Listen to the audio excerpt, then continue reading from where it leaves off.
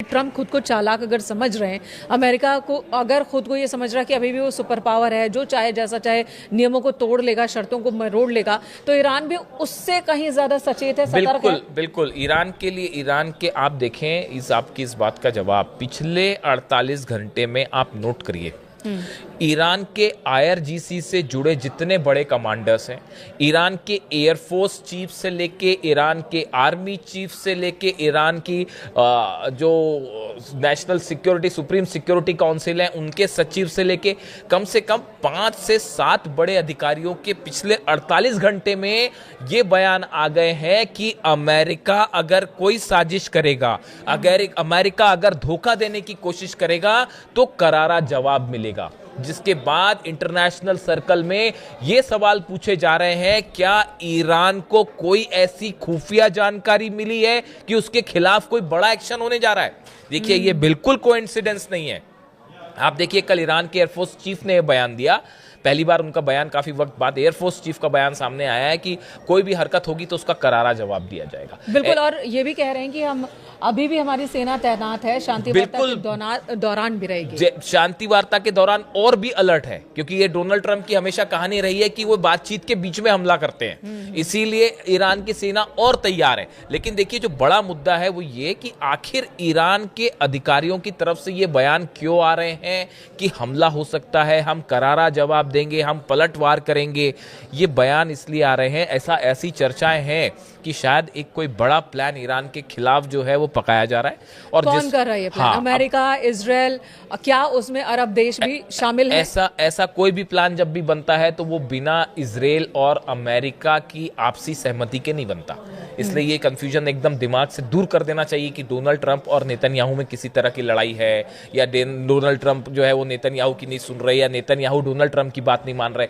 ये सिर्फ आपके दिखावे के लिए है। हकीकत ये है कि एक बड़ा थिंक टैंक काम करता है, मोसाद, सीआईए मिलकर ऑपरेशंस करते, दोनों देशों के थिंक टैंक्स, ऊपर से कुछ भी दिखाया जाए। देखिए, बड़े सर्कल में यह माना जा रहा है कि 60 दिन से ज्यादा ये पीस चल ही नहीं पाएगी। तो इस बीच जो 60 दिनों के लिए हॉर्मुज को फ्री किया गया है और वहां से तेल टैंकर्स की सप्लाई भी शुरू हो चुकी है, जाना शुरू हो गया है, तो ये क्या है? ईरान कह रहा है कि अब हॉर्मुज युद्ध से पहले वाली स्थिति में कभी पहुंच ही नहीं सकता, वहां इंतजाम क्या करने, व्यवस्था क्या करना, ये हम देखेंगे। अमेरिका को लेकर इसमें कुछ करना ही नहीं है, अमेरिका की कोई दखल अंदाजी नहीं चलेगी।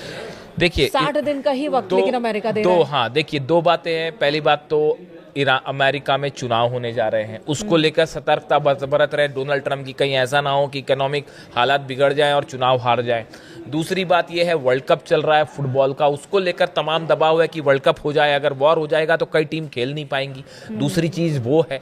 तीसरी हालात ये है कि अमेरिकन फोर्सेस जितनी बुरी तरह से पिटी हैं मिडिल ईस्ट में, सब बेसेस जल गए, हॉर्मुज में नुकसान हो गया, प्लेन्स गिर गए, तो ये झटके से उभरने के लिए, चीजों को फिर से एकजुट करने के लिए वक्त लगेगा। चौथी बात आप समझिए, अभी जो खबर आई है, ब्लैक सी में हमले किए हैं रूस ने और 3 जहाजों को ठोक दिया है। और आप देखिए, जो रूस का ऑयल है उसको पूरी कोशिश कर रहे हैं अमेरिका, यूरोप, यूक्रेन के जरिए कि रूस का ऑयल सप्लाई ना हो पाए। ऐसे हालात में इंटरनेशनल मार्केट में ऑयल की उपलब्धता बनी रहे, इसके लिए ईरान का ऑयल बाहर लाना जरूरी है। यानी ये एक हाथ दे एक हाथ ले वाला खेल चल रहा है, ये ज्यादा दिन नहीं चल पाएगा। थप्पड़ मारना, दूसरी तरफ से सहलाना, ये वो चल रहा है। देखिए, हालात ये है फिलहाल कि ईरान इस बात को लेकर, अच्छा, सबसे खास बात ये है कि ईरान इस बात को अच्छी तरह से समझता है कि अमेरिका धोखा करेगा, इस नेतन्याहू धोखा करेंगे। ईरान इस बात को अच्छी तरह से समझ रहा है, कोई विश्वास नहीं है अमेरिका पर और इजराइल पर। और दूसरी तरफ भी हालात यही हैं, अमेरिका के मन में क्या है वो सब जान रहे हैं, और ये डील भी जो है ये एक टेम्परेरी दिखावा चल रहा है कुछ समय का, ये आप कह सकते हैं। तो ये इसका अंजाम क्या होने वाला है, इस बात को लेकर भी हर आदमी क्लियर है। देखिए, वो जैसी बात यूरेनियम पर आ जाएगी, आप देखिए। बिल्कुल, मेरा अगला सवाल यही था कि ये तमाम बातचीत हुई, एक अहम मुद्दा जिसे लेकर ट्रंप ने भी युद्ध की शुरुआत की थी, परमाणु हथियार, कि ईरान को हम परमाणु हथियार नहीं बनने देंगे। एमओयू के एक पॉइंट में है कि चलो हम हथियार नहीं बनाएंगे लेकिन इनरिचमेंट रोकेंगे नहीं, ये ईरान का कहना है। अब ट्रंप कह रहे हैं कि हमारा इंस्पेक्टर होगा वहां पर, एक बार फिर तैनात होगा, और ईरान मना कर रहा है। देखिए, नहीं होने कहानी नहीं ये देंगे। है कि जो स्विट्जरलैंड में चर्चा हुई उसके बाद जेडी वेंस का बयान आया उपराष्ट्रपति का। उन्होंने कहा कि ईरान इस बात के लिए तैयार हो गया है कि आईएईए के इंस्पेक्टर्स ईरान जाएंगे और ईरान के जो न्यूक्लियर साइट्स है उसका इंस्पेक्शन होगा। ये बयान आया जेडी वेंस की तरफ से।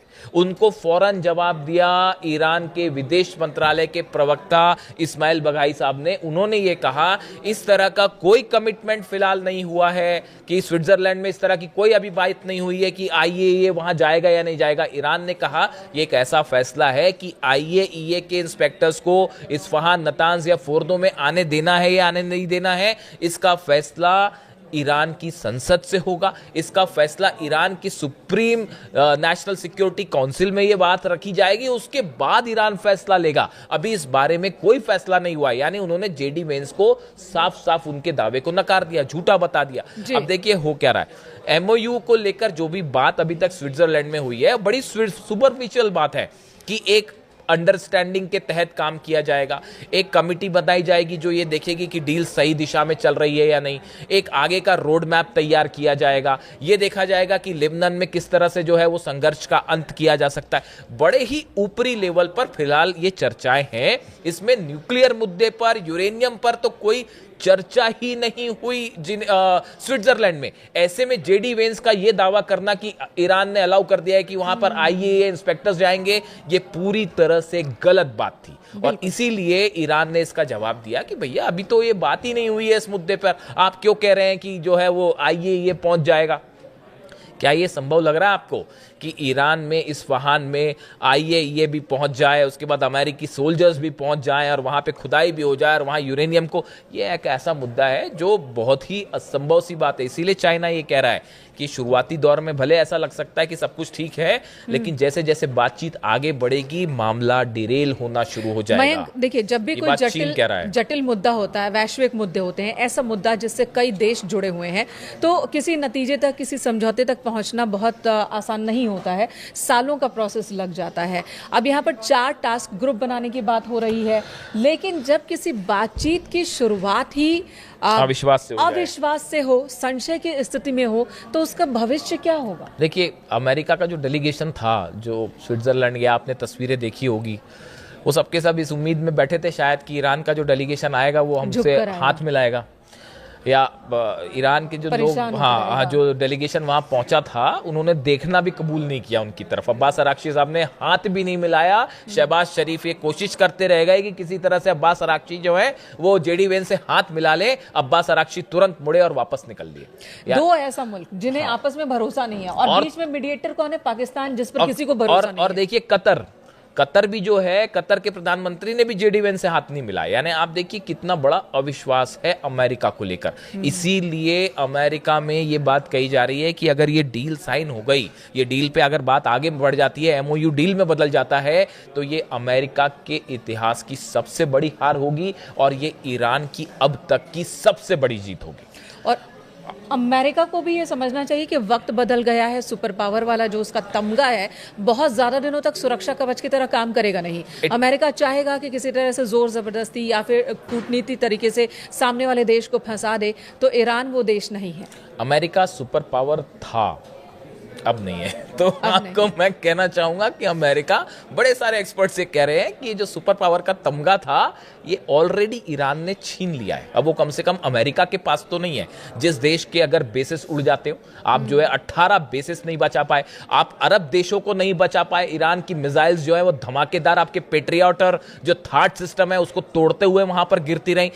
ईरान के ड्रोन्स ने क्या तबाही मचाई आप देख लीजिए। आप हॉर्मुज को घेर कर खड़े रहे, आप कुछ नहीं बिगाड़ पाए ईरान का। ईरान के 5 द्वीपों पर आपने बीच बीच में रह रहकर हमला किए, आपने उन पर कब्जा करने की कोशिश की, आप कुछ नहीं कर पाए। आपका एक पायलट अंदर फंस गया था, उसको निकालने में इतनी फजियत हुई कि आपको अपने खुद के हेलीकॉप्टर्स जलाने पड़ गए। आपके 42 प्लेन, ऑफिशियली ऐलान है इस बात का कि 42 प्लेन आपके गिर चुके हैं। F-35 जेट्स जो है, दुनिया का सबसे शक्तिशाली जेट जो है वो ईरान ने मार गिराया। ईरान के नए डिफेंस सिस्टम से अब आप खौफ खा रहे हैं। ऐसी मैं लिस्ट गिनाना शुरू करूंगा ना ईरान की जीत की, तो पूरी रात बीत जाएगी। और उसके बाद अब डील हो रही है, डील में भी आप देख रहे हैं कि क्या स्थिति है, ईरान किस तरह से भारी पड़ रहा है। खैर, फिलहाल जो खबर हमने शुरू की थी कि इस 12 अरब डॉलर को लेकर ट्रंप और ईरान आमने सामने है और सबकी नजरें इस बात पर है कि आखिर ये 12 अरब डॉलर की फ्री संपत्ति का क्या होता है। क्या डोनाल्ड ट्रंप की इस तरह की बातें कि हमसे अनाज खरीदिए और ऐसा वैसा ये वो, अगर ये बातें इसी ट्रैक पे चलती रही